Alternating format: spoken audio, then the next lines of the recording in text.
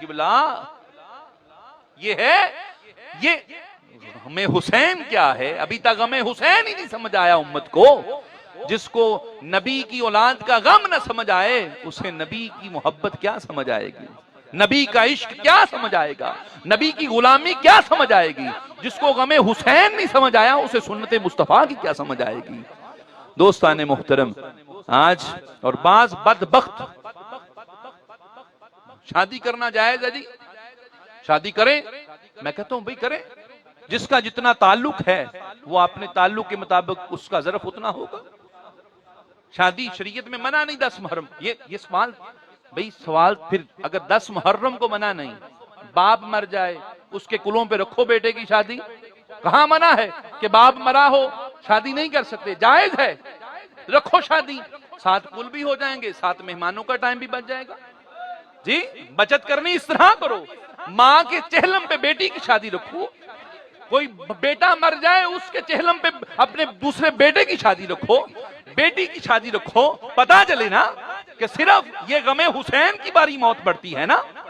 آؤ پھر شریعت تو یہ بھی کہتی ہے، اور بھی بڑے تقاضے ہیں شریعت کے نا جی، صرف یہ شریعت ہے کہ 10 محرم کو شادی۔ اور ایک بدبخت ظالم کا بچہ تو یہ کہہ رہا تھا کرنی چاہیے تاکہ یہ بدعت ٹوٹے، میں کہتا ہوں کرو پھر یہ بدعت بھی توڑو نا، یزید نام بھی رکھو، یہ بھی کوئی غلط معنی نہیں یزید کا، شمر بھی رکھو نام، غلط معنی نہیں ہے، رکھو ابن سعد یہ بھی رکھو، یہ بھی غلط نہیں ہے، رکھو، یہ سارا کچھ کرو۔ اور جس کو تم امیر مانتے ہو اس نے تو بدھ کو بھی نماز پڑھی ہوئی ہے، پڑھو بدھ کو نماز۔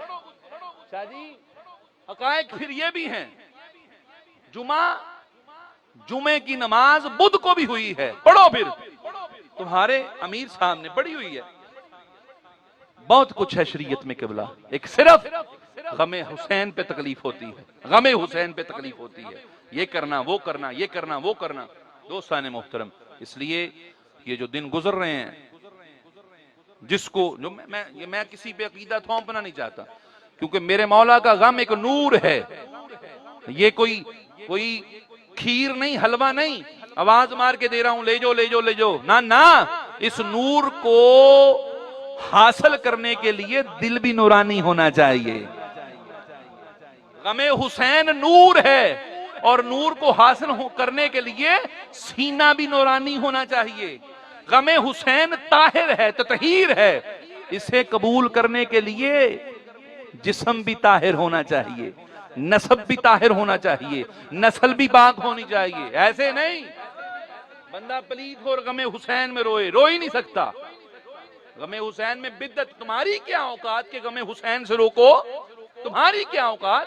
مولا ہی نہیں چاہتے کہ میرے بیٹے کے غم میں کوئی ناپاک روئے، کوئی نجس روئے، کوئی پلید روئے، نا، وہ آنکھ اور قبلہ حدیث لے کے جائیے گا، امام علی نقی علیہ السلام کا فرمان ہے، امام حسین سے فرماتے ہیں کہ جو آنکھ ہم اہل بیت کے غم میں رو پڑی اور اس کا آنسو گر گیا، امام علی نقی فرماتے ہیں قیامت کے دن ہم اسے رونے نہیں دیں گے۔